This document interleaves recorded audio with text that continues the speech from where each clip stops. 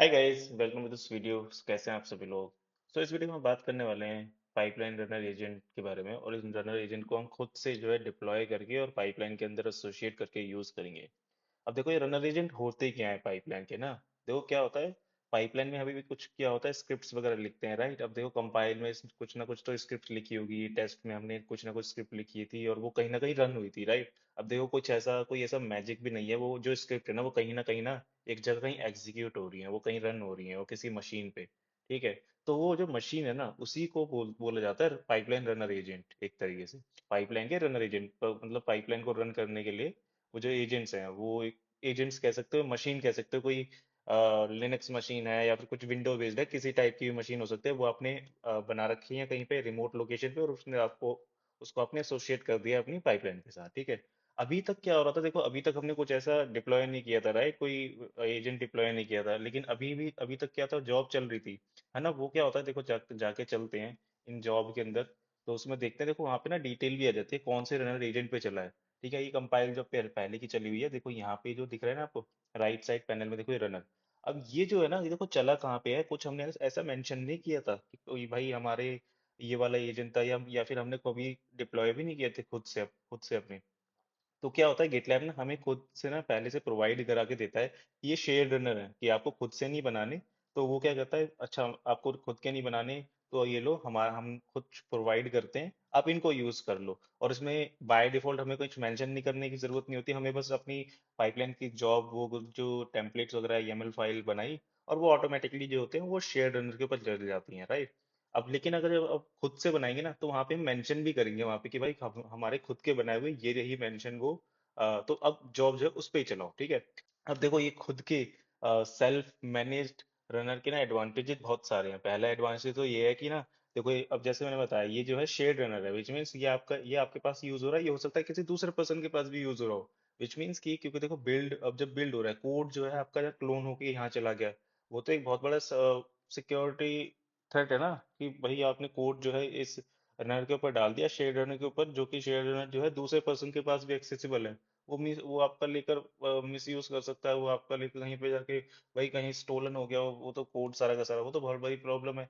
और दूसरी चीज हो सकती है कि अभी एक बार आपको जो रनर्स हैं आपको किसी अपनी इंटरनल एप्लीकेशन या इंटरनल कोई डेटाबेस है वहां से कनेक्टिविटी स्टैब्लिश वगैरह करानी है, राइट। तो उसके लिए भी वहां पे वो जो आपके सेल्फ होस्टेड रनर्स हो जाते हैं, तो वो बहुत अच्छे, वो वही जो है सबसे ज्यादा बेस्ट सोल्यूशन हो जाता है, rather देन कि आप शेयर्ड पे जाओ। तो देखो वही कि जितनी भी एंटरप्राइज, जितनी भी ऑर्गेनाइजेशन, स्टार्टअप है, अगर कुछ पाइपलाइन चल रही है ना, तो सबके जो है अपने सेल्फ होस्टेड रनर्स ही होते हैं। कोई भी शेयर रनर नहीं यूज करता। शेयर रनर तो एक तरीके से कैसे, तो लर्निंग पर्पस के लिए ठीक है, ठीक है। लर्न अभी तक हमने देख सीखा, अभी अब तक हमने सब कुछ जो है इस पे चलाया, ठीक है। तो उसके लिए तो कोई प्रॉब्लम नहीं। जब एक एक्चुअल CI/CD पाइपलाइन जाती है ना, तो उसके लिए खुद के, मतलब कंपनी जो है, ऑर्गेनाइजेशन जो है, अपने खुद के रनर, सेल्फ होस्टेड रनर्स बनाती है, उस पर वो पाइपलाइंस चलती हैं। ठीक है। अब देखो यहाँ पे जो है रनर हम बनाएंगे। रनर जो है आप ये बनाएंगे, AWS EC2 पे मशीन बनाएंगे, और मशीन पे कुछ इंस्टॉल वगैरह करेंगे, और उस फिर मशीन को जो है एसोसिएट कर देंगे हमारे इस प्रोजेक्ट के साथ, ठीक है। तो चलते हैं एक बारी AWS पे चलते हैं। देखो पहला पहला स्टेप यही है कि एक बारी जो है एक EC2 बना लेते हैं, ठीक है। एक EC2 लॉन्च करते हैं, सिंपल EC2 रहेगा, ज़्यादा कुछ नहीं। डाल देते हैं यहाँ पे माई गिटलैब रनर, ठीक है। नाउ इसमें OS चूज करते हैं उबंटू, एंड AMI यही फ्री टीयर वाली रहने देते हैं, कोई ऐसा इश्यू नहीं। ठीक है। आर्किटेक्चर 64 ही यही रहने देते हैं, इंस्टेंस टाइप भी फ्री टीयर वाला ही। अब जो की पेयर है, की पेयर आप सिलेक्ट कर लो, क्योंकि हमें जो है इससे कनेक्ट भी करना है। कनेक्ट करने के बाद ही हम कुछ पे कुछ कमांड चलाएंगे, ठीक है। मेरे पास ऑलरेडी बनी हो तो मैंने वो सिलेक्ट कर लिया, आप जिसको न्यू बना सकते हो अगर आप न्यू यूज कर रहे हो तो। अब मैं जो है थोड़ा सा अपनी नेटवर्किंग डिटेल डाल देता हूँ इसके अंदर, मैंने खुद की बनाए हुए है ये वो हैं, वहाँ पे कर सकते हो आप। बाय डिफॉल्ट वाले भी यूज़ कर सकते हो। मैं जो है अभी के लिए ना पब्लिक सबनेट यूज़ कर रहा हूँ, सर, ठीक है। थोड़ा सा, अब क्योंकि ये वीडियो में है जो है, थोड़ी सी सिंपल रहे चीज़ें, कुछ ऐसा नेटवर्किंग जैसा कुछ इशू मैं कॉम्प्लिकेटेड भी नहीं करना चाहता, इसलिए मैं थोड़ा सिंपल रख रहा हूँ, ठीक है। ये सिक्योरिटी ग्रुप है, सिक्योरिटी ग्रुप में ये सिक्योरिटी ग्रुप जो ये सजेस्ट कर रहा है यही मुझे चाहिए भी, क्योंकि 22 पोर्ट ओपन होना है। सोर्स टाइप है एनीवेयर, जैसे मैंने एनीवेयर कर रखा है, माई आईपी कर सकता हूँ, ठीक है, मैं एनीवेयर ही रख देता हूँ अभी के लिए, क्योंकि मेरे डेमो पर्पस ही है, कोई ज़्यादा ऐसा इश्यू नहीं, क्रिटिकल नहीं है कुछ ऐसा, ठीक है। और आपको, जब आप इसको अगर किसी ऑर्गेनाइजेशन के लिए करोगे तो वहाँ तो अच्छी खासी नेटवर्किंग स्ट्रक्चर आपको ठीक से डिसाइड करना होगा, राइट। तो ये तो भी मैंने बहुत बेसिक सा कर दिया है, और इसके अंदर पब्लिक पब्लिक इंस्टेंस कर दिया है, ठीक है, देखो पब्लिक आईपी कर दी, पब्लिक आईपी भी कर दी इनेबल, ये सब पब्लिक सबनेट के अंदर भी रख रहा हूँ, ठीक। और इसको कर देते हैं लॉन्च, और मैंने थोड़ा सा स्टोरेज बढ़ा भी दी है यहाँ पे मैंने। अब देखो जब तक ये लॉन्च हो रहा है ना, देखो क्योंकि क्या होता है, थोड़ा सा, चलो एक एक दो मिनट ये स्टेटस चेक होगा, उसके बाद तब थोड़ा एक बारी बता देता हूँ। देखो अभी के लिए क्या है, मैंने थोड़ा सिंपलर रखी हैं चीज़ें, एंड वो इसलिए रखी हैं क्योंकि मैं ज़्यादा कॉम्प्लिकेटेड नहीं करना चाहता। ये सब नेटवर्किंग रिलेटेड ज़्यादा चीज़ें आ जाएंगी नहीं तो, क्योंकि क्या होता है, कभी भी ऑर्गेनाइजेशन पे आप जाओ कर डिप्लॉय करोगे ना रनर्स, वो जो है एक प्राइवेट नेटवर्क के अंदर करोगे, कभी भी वो पब्लिक नेटवर्क के अंदर भी नहीं करोगे, क्योंकि अभी मैंने क्या करा है, एक पब्लिक सबनेट के अंदर करा है ना। तो मोस्टली ज़्यादातर टाइम ये होता है प्राइवेट नेटवर्क के अंदर ही वो जो है रनर डिप्लॉय होते हैं। अगर मैं प्राइवेट नेटवर्क के अंदर यहाँ पे करके दिखाता ना, तो बहुत सारी चीजें आती, नेट गेटवे वगैरह, वहाँ पे इंटरनेट कनेक्टिविटी भी चाहिए होती है, क्योंकि नेट गेटवे लगाना पड़ता है, फिर कई सारी वहाँ से कई सारे रूल्स वगैरह लगाने पड़ जाते हैं, तो वो सारी चीजें ना मुझे यहाँ पे एक साथ नहीं भरनी है एक ही वीडियो के अंदर, है ना। तो मुझे थोड़ी सिंपलर रखनी है चीजें। तो ये चीज़ है, वही चीज़ है, अगर आप ये जब आप ऑर्गेनाइजेशन पे करोगे तो ये तो चीज़ आपको खुद को ही पता है कि भाई किस तरीके से प्राइवेट नेटवर्क में रखना है और किस तरीके से, क्योंकि उसको इंटरनेट कनेक्टिविटी भी चाहिए उस रनर को, क्योंकि उसमें नेट गेट पे भी लगाओगे या फिर आप, तो कई सारी चीज़ आ जाती है ना। तो ये मैं अभी तो बड़ा बेसिक रखा है मैंने, पब्लिक इंस्टे सबनेट के अंदर इंस्टेंस बना दिया है, उसको यूज़ कर रहा हूँ मैं, ठीक। एंड इसको देख लेते हैं स्टार्ट हुआ या नहीं हुआ, देखो रनिंग में तो आ गया है, स्टेटस चेक अभी कर रहा है, देखो ठीक है। अब इसमें जो है, चलो इसमें कनेक्ट कर लेते हैं, जब तक पहले कनेक्ट करने के बाद, क्योंकि इसमें हमें कुछ कमांड चलानी है। अब ठीक है, SSH क्लाइंट से कनेक्ट करना है, ये कमांड चलानी है आपको। ये मेरे पास क्योंकि ऑलरेडी पहले से है तो मैं ये नहीं चला रहा, नहीं तो आप पहले ये ज़रूर चलाओगे, ठीक है। उसके बाद ये वाली कमांड है हमारी, ये चला लेते हैं, कनेक्ट कर लेते हैं हमारे इस EC2 के साथ।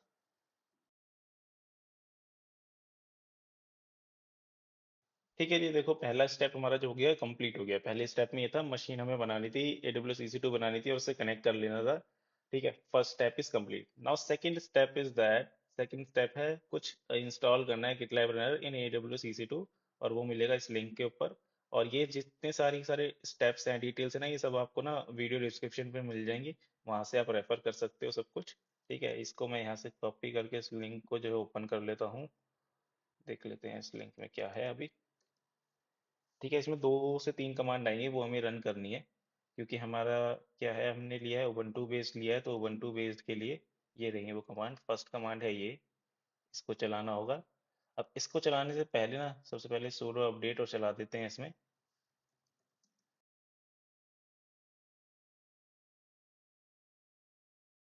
अब जो है एक बारी चला, वो जो कमांड कॉपी की थी इसको लगा देते हैं। ठीक है, हमारी फर्स्ट कमांड देखो इसने चला दी है। अब इसके बाद सेकंड कमांड है ये, sudo apt install gitlab runner, ठीक है, ये वाली चलाते हैं।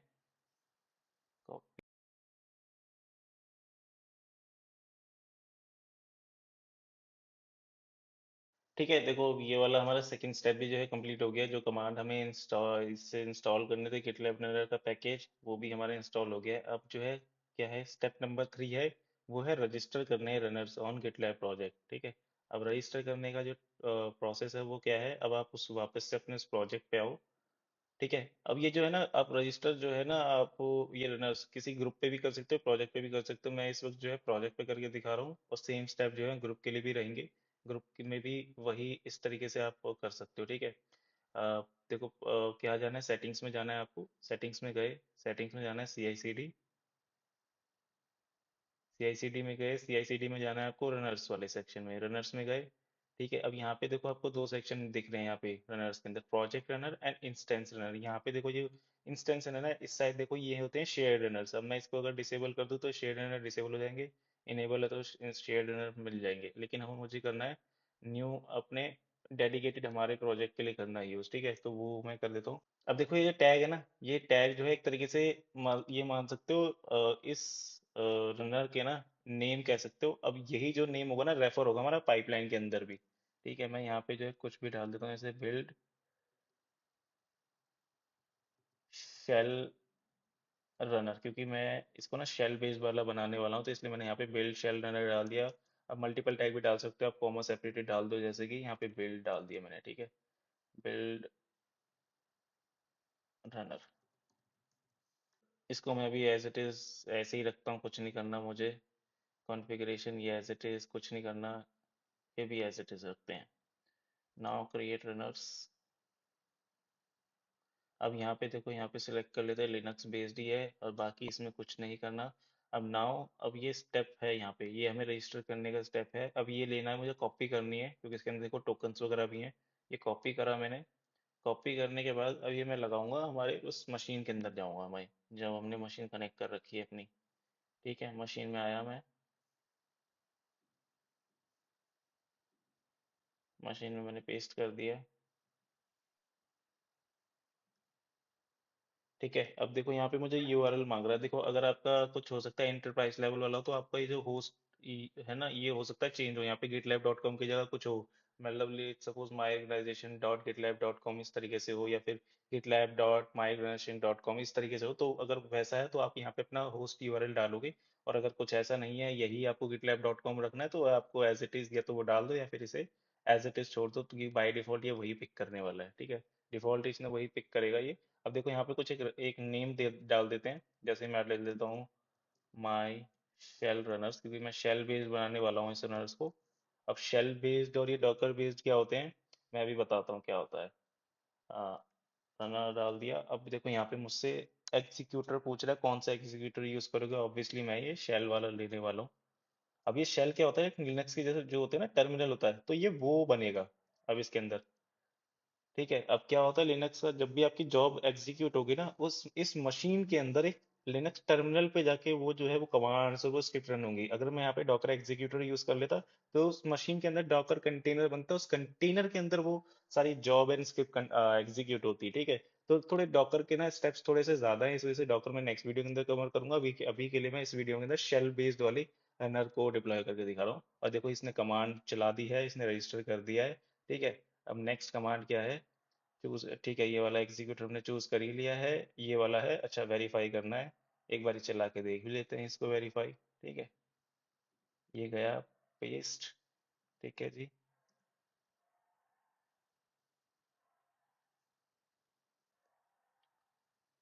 ठीक है, ये आ गया है। देखो यहाँ पे, देखो पीछे वाली जो विंडो है ना, देखो यहाँ पे दिख भी गया। देखो यहाँ पे you have registered a new runner दिखा।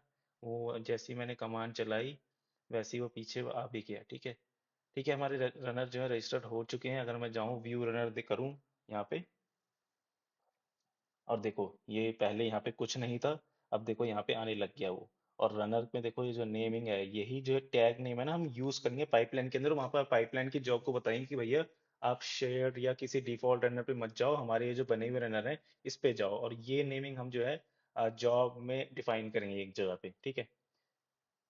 ठीक है, जो हमारे रनर डिप्लॉय करने के तीनों स्टेप हो गए हैं, अब एक बार इसको टेस्ट कर लेते हैं कि हमारी जो है पाइपलाइन जो है इन्हीं वाले रनर के ऊपर डाइवर्ट हो रही है या नहीं हो रही, इन्हीं वाले रनर के ऊपर जा रही है नहीं जा रही। अब क्या करना है, ये जो नेम आपने डिफाइन किया था यहाँ पे टैग वाले, इनको कॉपी कर लो, किसी एक को कॉपी कर लो, दोनों कर लो, मर्जी है आपकी। मैं किसी एक को कर लेता हूँ। ठीक है, बेल्ट शेल रनर इसको कर लेता हूँ कॉपी।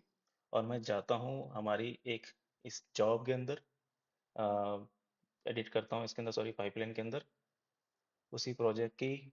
और यहाँ पे क्या करता हूँ, यहाँ पे डिफाइन कर देता हूँ टैग्स।